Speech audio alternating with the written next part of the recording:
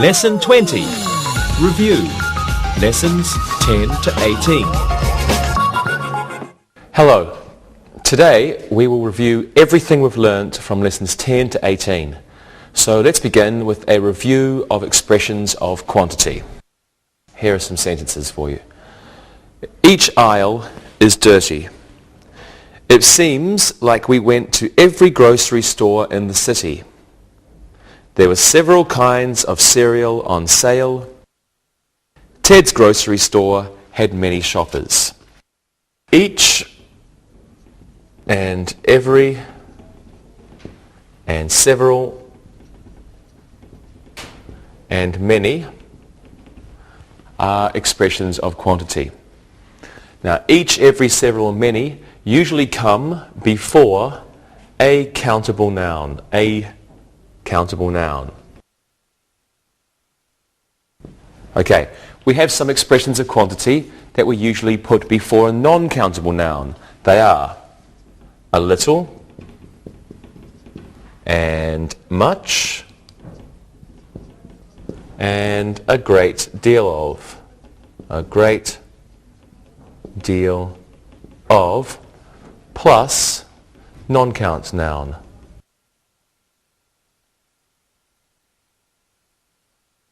And some examples of these expressions are: there was a great deal of noise in the store. Okay, now some expressions of quantity can come before countable and non-countable nouns. And these are most and all and a lot of and plenty of. Plenty of, and these are count or non-count noun. Have a look at these examples. There were plenty of shoppers at the store. There was plenty of traffic in front of the grocery store. Plenty of shoppers, countable. Plenty of traffic, uncountable or non-countable. Okay, let's practice. We've got a lot of review to do today.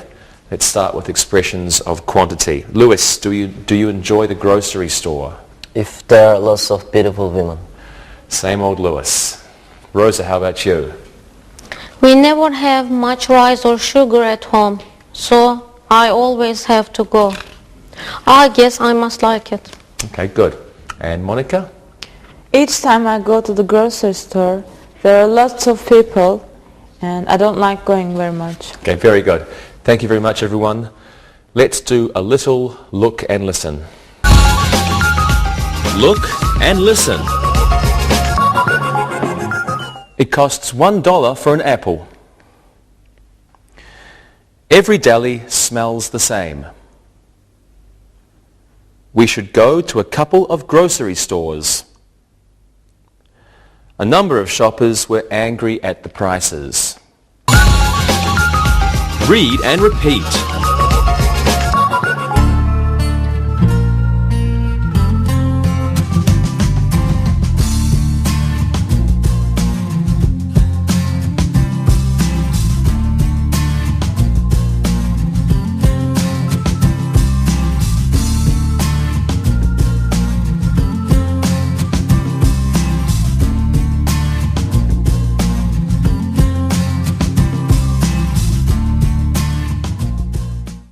Well, now let's review participle adjectives. Have a look. Shopping is boring for husbands. Alan is a bored shopper. In the first sentence, boring is a present participle. Boring, it's a present participle. It means it's an adjective and it has an active meaning.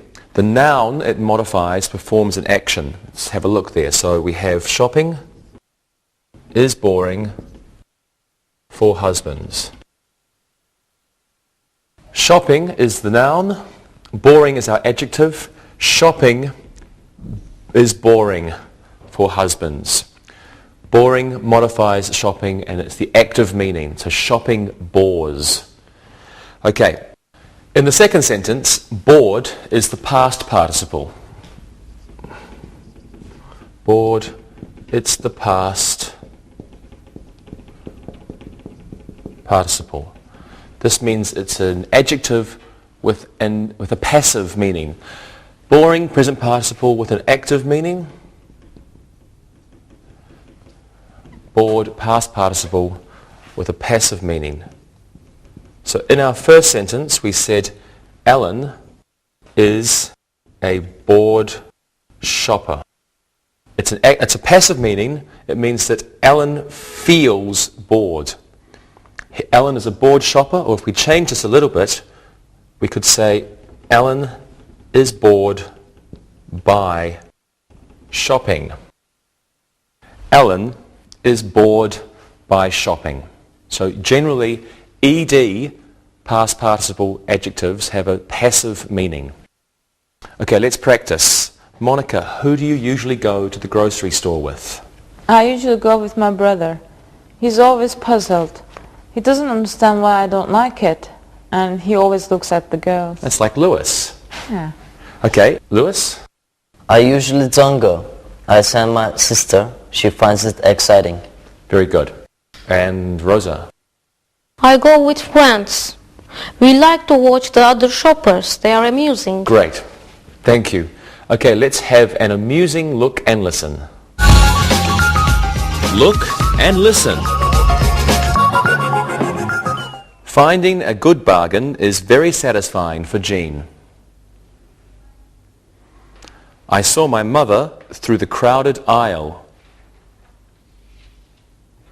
Slow shoppers are very annoying. The terrified girl had lost her mum in the grocery store. Read and repeat.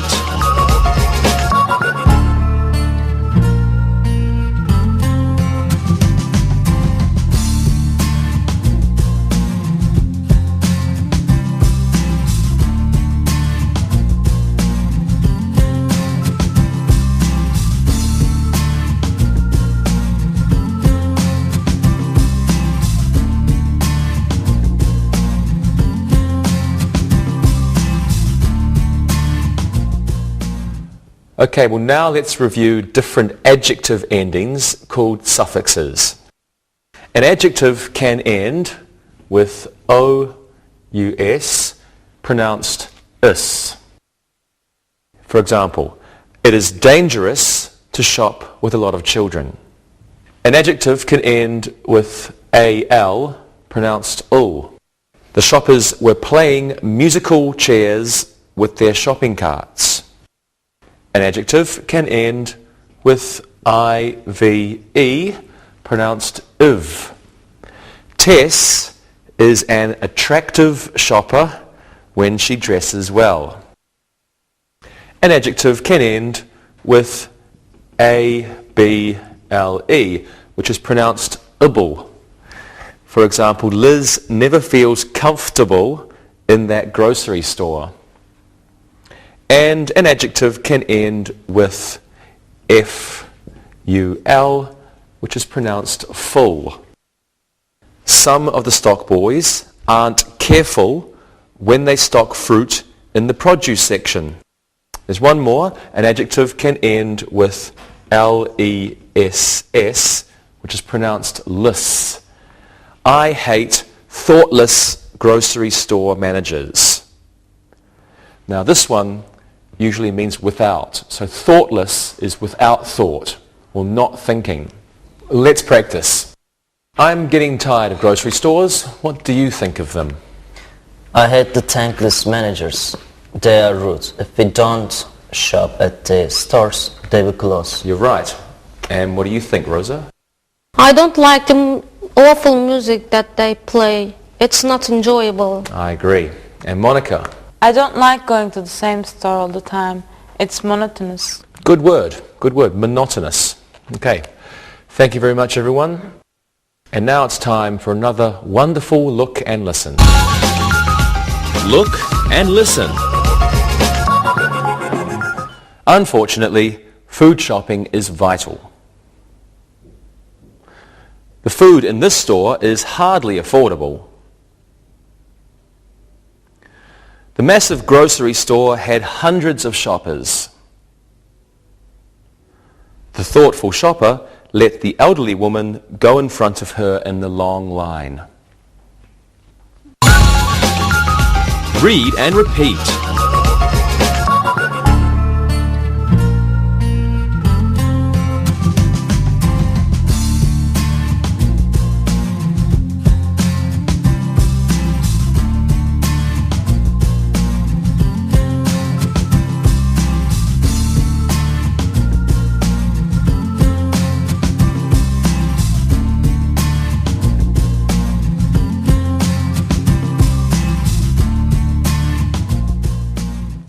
Now let's review phrases.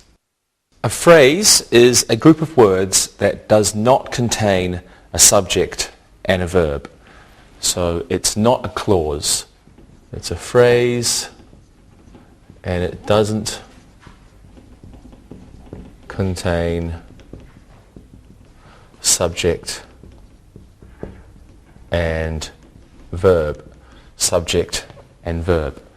Okay, a phrase can be used as a subject, as in this sentence, the children's slide was broken. Well, in this sentence, the phrase, the children's slide, is the subject. A phrase can be used as an object. We could hear the squeaky seesaw. In this sentence, the squeaky seesaw is a phrase, and it is being used as an object. We can use infinitive phrases in sentences. Have a look at this example. The playground director told us to leave the park. So in this sentence, to leave the park is an infinitive phrase. And we can use gerund phrases in sentences. Here's an example for you. Going to the playground isn't as much fun as it used to be. In this sentence, going to the playground is a gerund phrase. It's also the subject of that sentence. Let's practice this. Let's review phrases. What do you think of playgrounds now, Monica? I don't like to stay at the playground for long. They're for children. I agree. Lewis? Riding my skateboard at the playground is enjoyable. If I fall, there is always a beautiful girl to help me up. Yeah, I'm sure. And Rosa? Sitting on a bench at the playground is fun. I love children. Excellent. Thank you all. Now let's look and listen. Look and listen. The playground director found the lost child. The child asked his mum to help her on the slide. I asked the director where to park. Building castles in the sandbox is great fun. Read and repeat.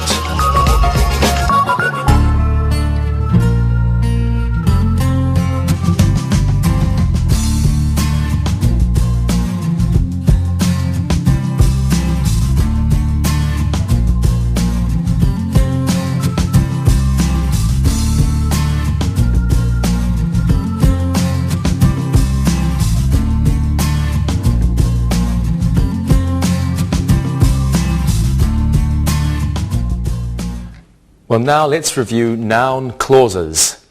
A clause is a group of words that contains a subject and a verb. So it's different from a phrase. A clause contains a subject and a verb. A subject and a verb. Now, a noun clause can begin with a question word, as in this example. Frank doesn't know where the camp is. In this sentence, where the camp is the noun clause. A noun clause can begin with whether or if. Have a look here.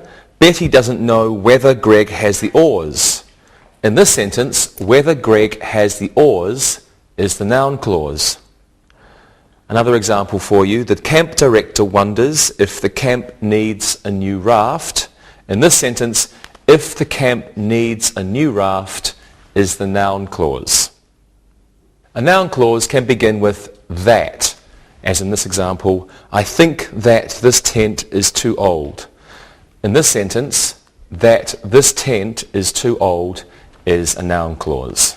Okay, well let's practice now. Lewis, what do you think of all boy camps? I don't know where they are. I don't know what they are. I wouldn't go to one. Thank you, Lewis.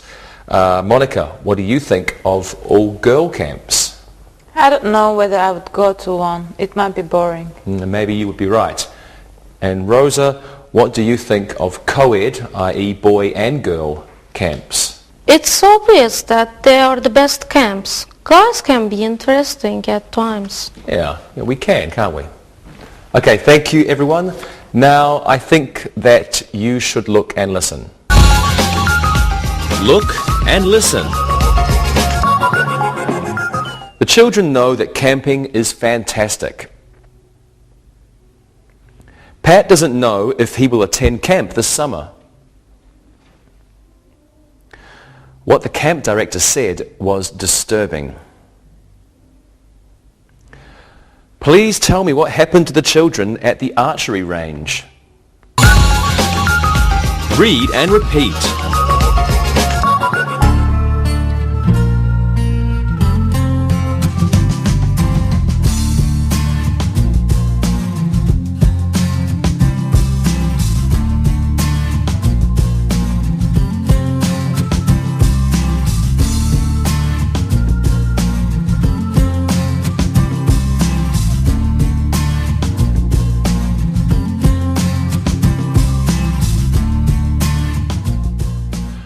It's time to review reported speech. Now, reported speech reproduces the idea of another person's words.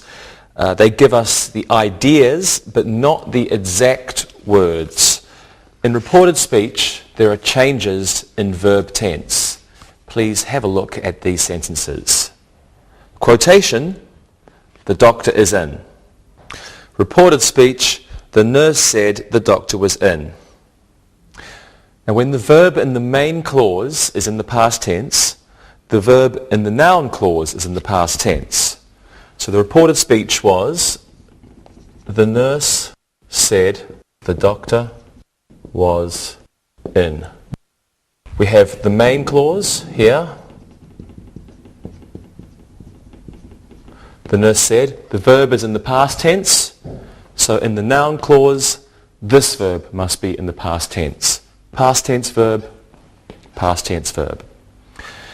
There are changes in modal auxiliary verbs. For example, quotation, the doctor can't go. Reported speech, Gail said the doctor couldn't go. Quotation, the nurse will bring a cotton swab. Reported speech, he said the nurse would bring a cotton swab. There are changes in commands. Quotation, let's go to the doctor's office tomorrow. Reported speech, they said we should go to the doctor's office tomorrow.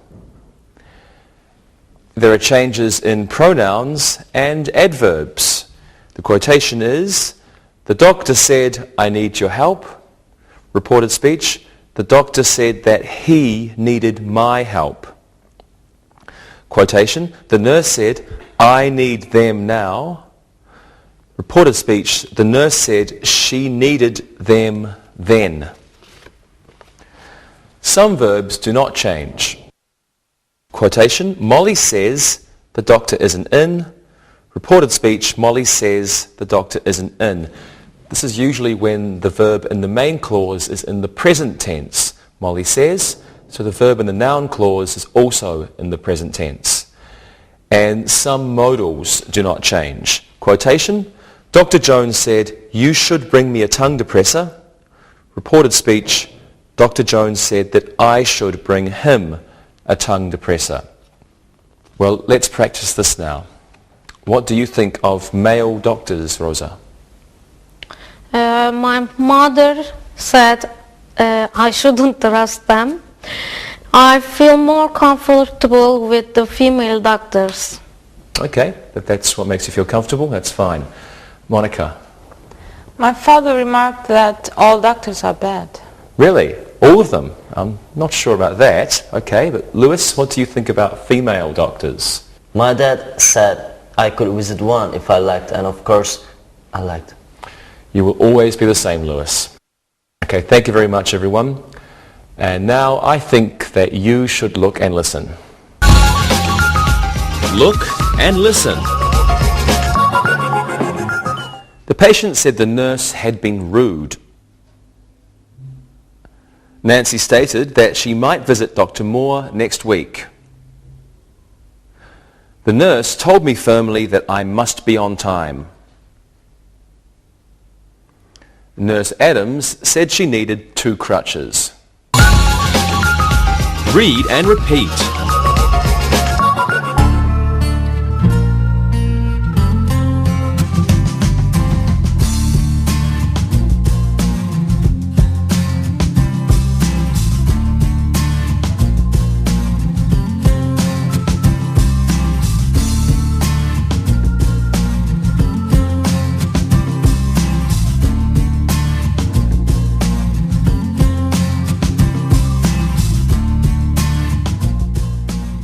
And now let's review adjective clauses. An adjective clause is a clause that modifies or describes a noun or a pronoun. An adjective clause usually comes immediately after the noun or pronoun it describes, and it usually begins with the relative pronoun that, who, or which. So sometimes adjective clauses are called relative clauses. We use that, who, or which. That for personal things, who for people, which for things only. Here's an example for you. This hotel is the one that has free breakfasts. So that may replace the subject of a simple sentence. It may refer to ideas, things, or people. Here's an example for you. The hotel manager, who was in need of sleep, was arguing with the concierge. Now, in this sentence, who may replace the subject of a simple sentence. Who replaces subjects that refer to people. That elevator, which is used by hotel employees only, is being repaired. Which may replace the subject of a simple sentence. Which may replace subjects which refer only to things or only to ideas, so not people. Let's practice this. Have any of you stayed in a hotel recently? I stayed in a hotel last week. It was the hotel that just opened. I know the one. I know that one. Monica. I don't like hotels, and I don't know anyone in my family who would like to stay in a hotel. I think it's fun. Lewis? My aunt is a concierge at a hotel in Lisbon. It's a hotel which has an indoor pool. I like to stay there. I like indoor pools too. Thank you, everyone. Now please look and listen. Look and listen. This hotel uses beds that are made of brass. I'm staying with my friend who has a free night at the Holiday Inn. The lobby was full of chairs which needed repair. Michael is a hotel manager who gets frustrated easily. Read and repeat.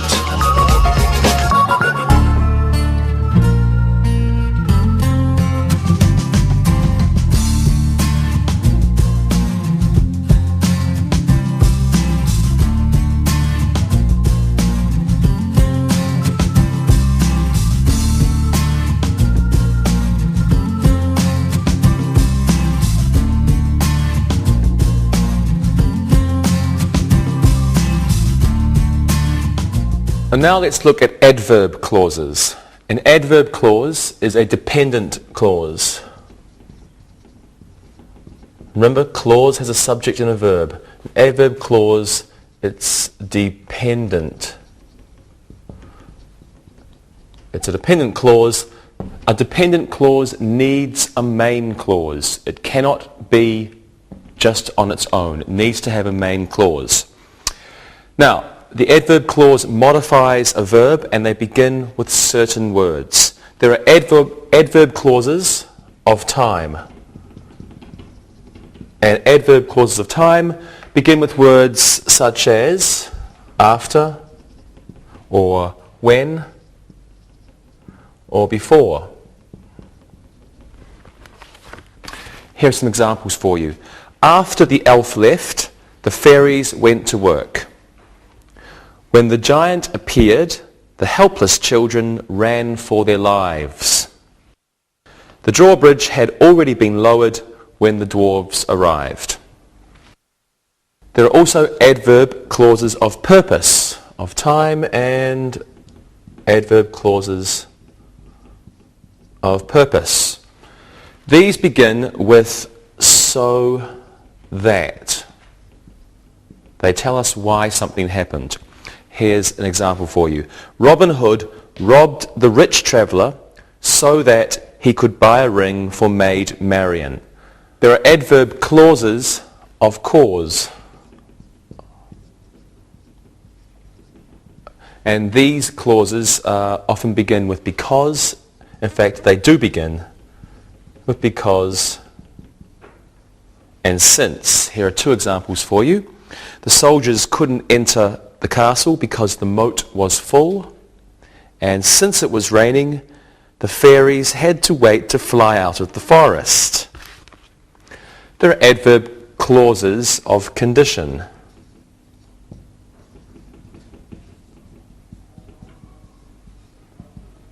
Now, these clauses begin with words such as if, whether or not, even if, in case, in the event that,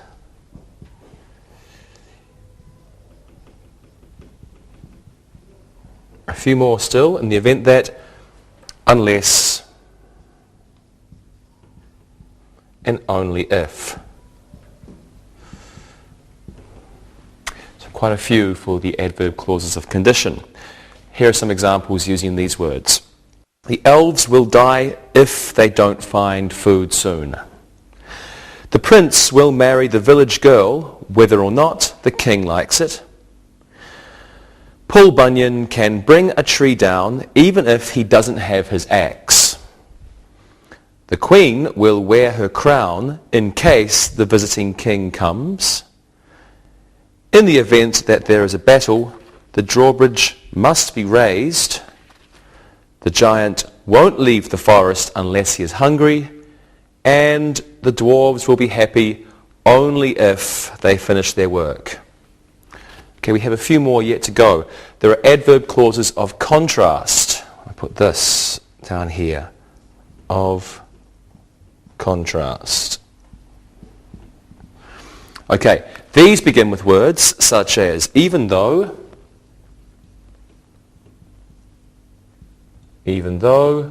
and although, and though.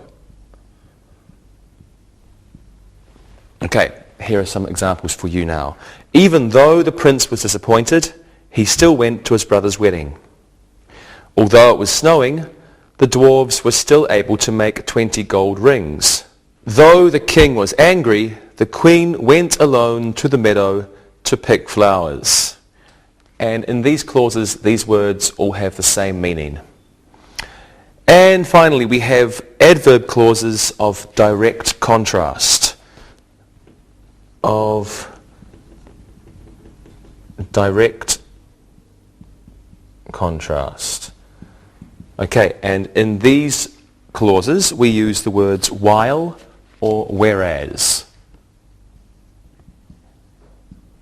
And whereas, how do I spell that? E-A-S, okay. These words give the meaning of two opposite conditions or events happening.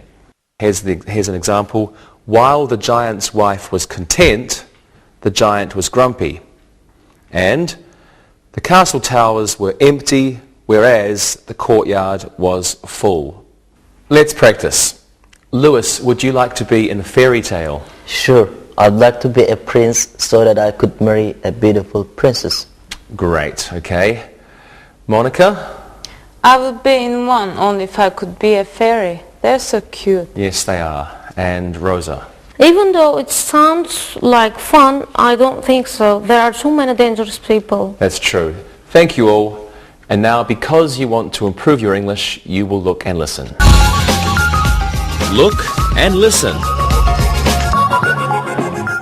After the fairy godmother left, the girl found a silver coin on her dresser.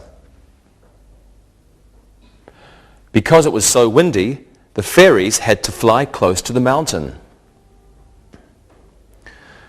Robin Hood left early so that he could meet Friar Tuck in Sherwood Forest.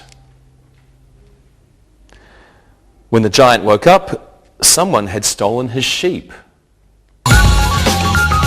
Read and repeat.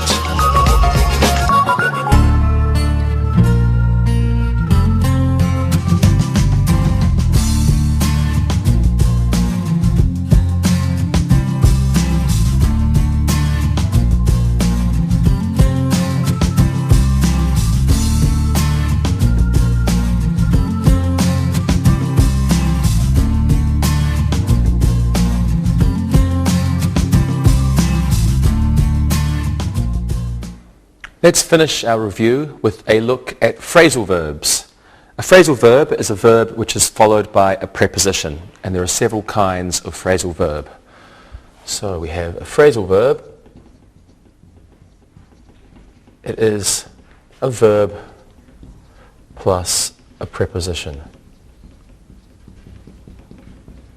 And there are several kinds. One kind is the inseparable phrasal verb. The preposition has only one possible position in the sentence, and this is after the verb. Please take a look. Robin doesn't care about diving. We will leave for the atoll in 20 minutes. Penelope should sit down and listen to the diving instructor.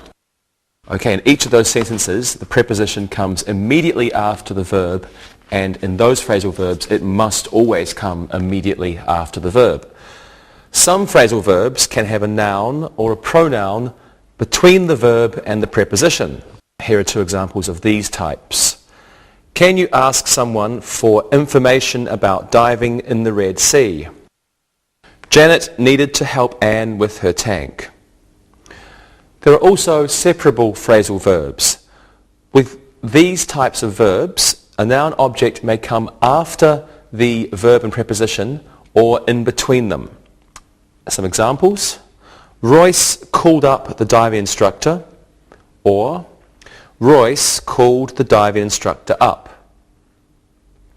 Alice tried her new flippers out yesterday, or Alice tried out her new flippers yesterday. Let's practice. I know you all love to swim. Would you like to go diving, Monica? I talked this over with my father once, and he said that snorkeling was good enough for me. I see. Lewis? If I could pick out a model to go with me in a pink bikini. Yes, you really are something, Lewis. Okay. Rosa? Sure. I would need a diving instructor to watch over me. I don't want to confront a shark alone. Yeah, I agree. Thank you, everyone. Now, please look and listen. Look and listen. The man was taking care of the injured snorkeler. Rita borrowed a flipper from her sister. That diver looks like the creature from the Black Lagoon. Alvin dropped by to pick up his oxygen tank. Read and repeat.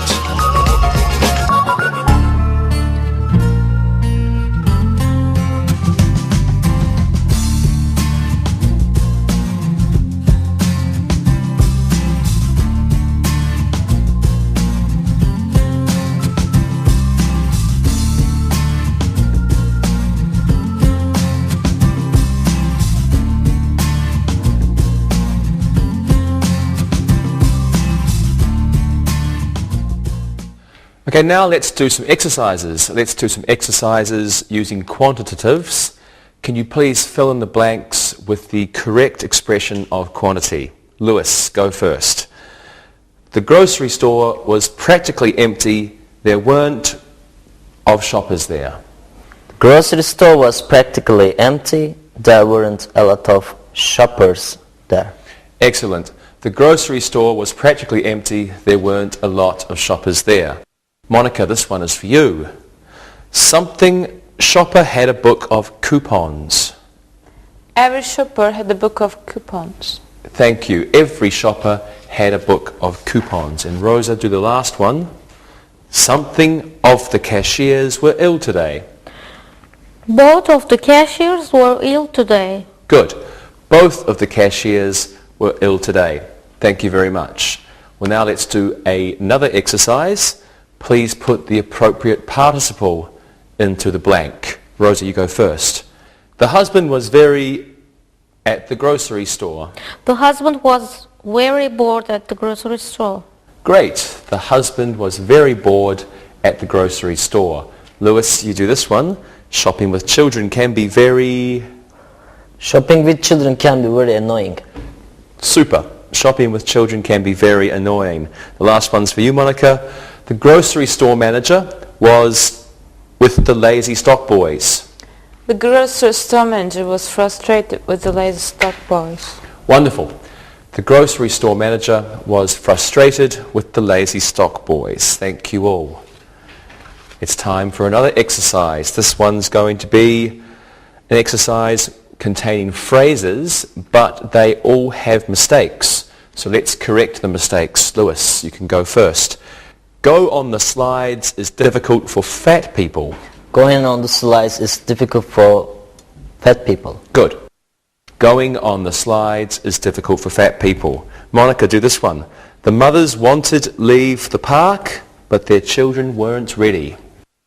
The mothers wanted to leave the park, but their children weren't ready. Very good. The mothers wanted to leave the park, but their children weren't ready. Rosa, the last one's for you. Played at the playground is always more fun for children. Playing at the playground is always more fun for children. Fine. Playing at the playground is always more fun for children. Okay, thank you very much, everyone. Now let's do an exercise practicing noun clauses. Okay, we are all going to be objects. Rosa, you're a raft. Lewis, you are a tree. And Monica, you are an oar. Each of you give me a sentence about yourself using noun clauses. Rosa? I don't know why these wet children are on me. Okay, very good.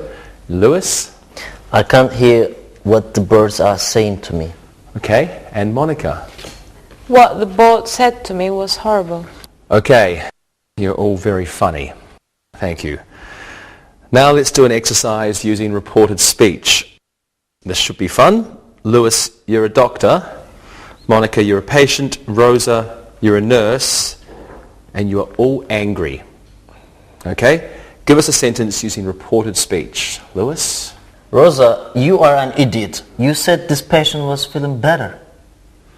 Louis, you didn't hear. The patient said he wasn't ill anymore. He wants to go home. Monica? You didn't hear? My roommate said he wasn't ill anymore. Both of you should quit your jobs. Great, great. Good job, everyone. Okay, it's time to do an exercise practicing adjective clauses. Please fill in the blanks with the appropriate adjective clause. This time you're not angry, okay? So you can be nice to each other this time. Rosa, you go first. The elevator, something, could only reach the 9th floor of the hotel. The elevator, which wasn't working properly, could only reach the 9th floor of the hotel. Super. The elevator, which wasn't working properly, could only reach the 9th floor of the hotel. Monica, do this one. That is the concierge. That is the concierge who was so kind to the blind man. Okay. That is the concierge who was so kind to the blind man. Lewis, you can do the last one. The Holiday Inn is a hotel. The Holiday Inn is a hotel that usually has live music on Friday nights. Good job. The Holiday Inn is a hotel that usually has live music on Friday nights. Thank you. And now let's do an exercise reviewing adverb clauses. Please put an appropriate connector in front of each adverb clause in the following sentence. Monica, you can go first. Something, the children weren't naughty. Santa hadn't brought them what they wanted. Even though the children weren't naughty, Santa hadn't brought them what they wanted. Good. Even though the children weren't naughty, Santa hadn't brought them what they wanted. Rosa, can you do this one? Please put my stocking up, something I forget it. Please put my stocking up in case I forget it. Great. Please put my stocking up in case I forget it. And Lewis, you can do the last one. The adults can open their presents, something the children are finished.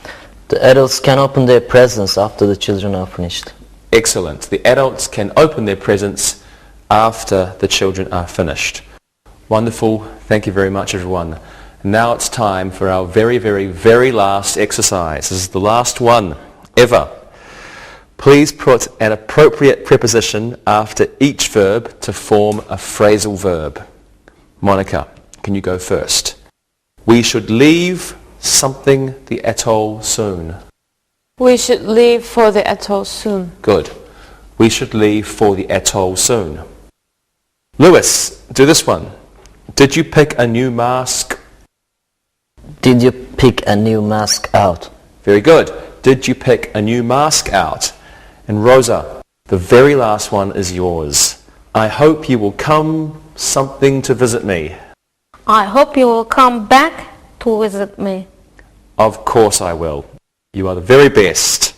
Thank you, everyone. And now it's time to listen and write. Listen and write. Now listen and write these sentences. Number 1. Every aisle was full of shoppers.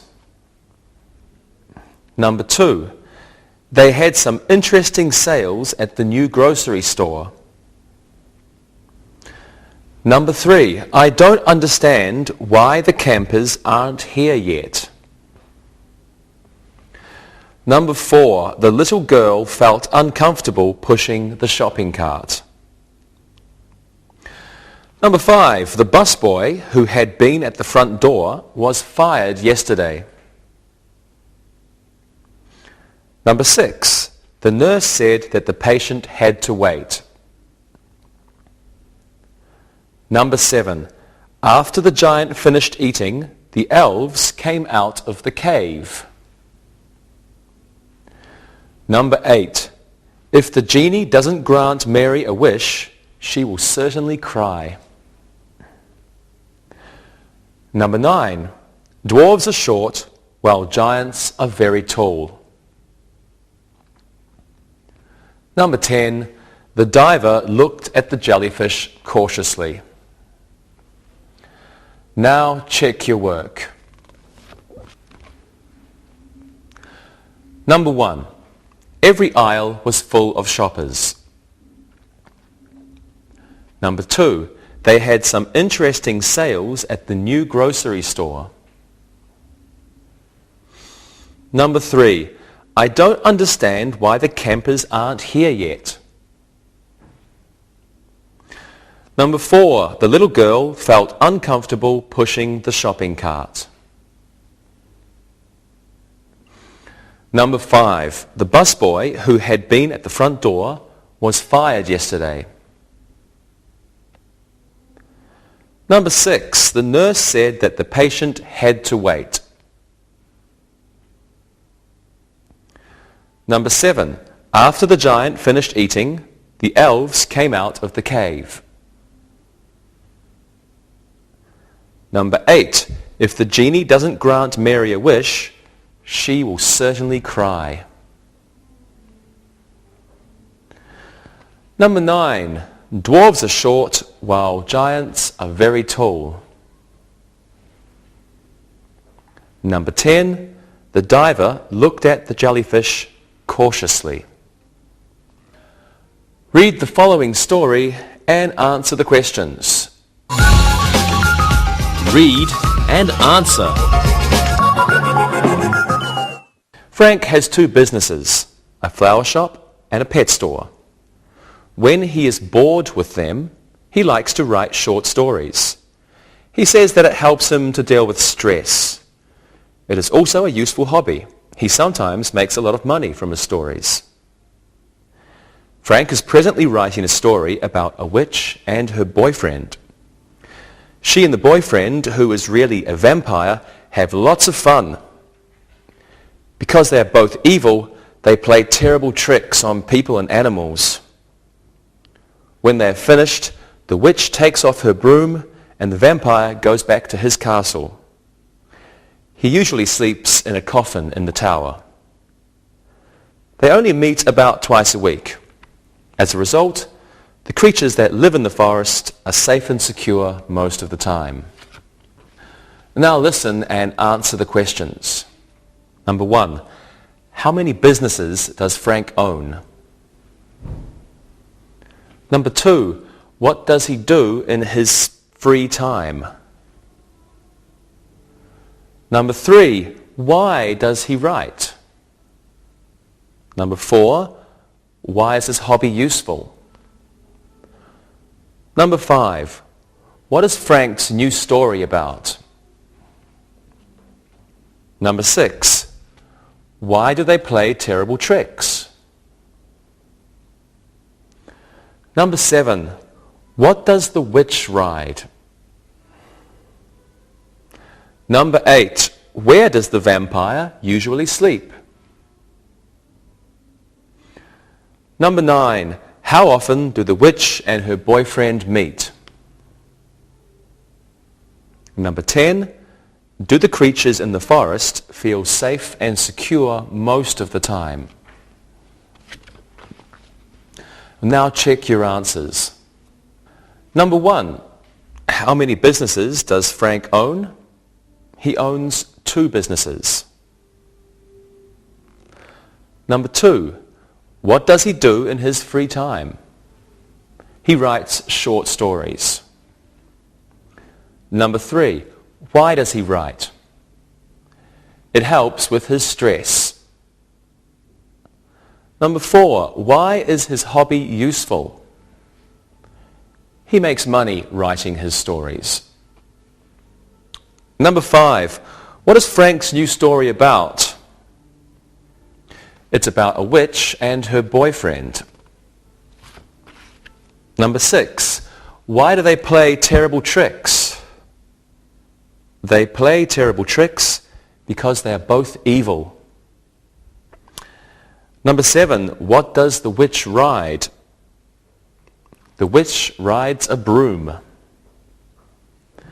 Number 8, where does the vampire usually sleep? He usually sleeps in a coffin in the tower. How often do the witch and her boyfriend meet? They meet twice a week. And number 10, do the creatures in the forest feel safe and secure most of the time? Yes, they feel safe and secure most of the time. Well, thank you for studying with me and my assistants in this Level 3 English for You project. Remember to keep practicing, go over the tapes or the VCDs, look at them again, learn your vocabulary, and practice, practice, practice. And if you meet anyone who speaks English, practice with them, say hello, they'll probably talk to you back. Okay, good luck and bye-bye.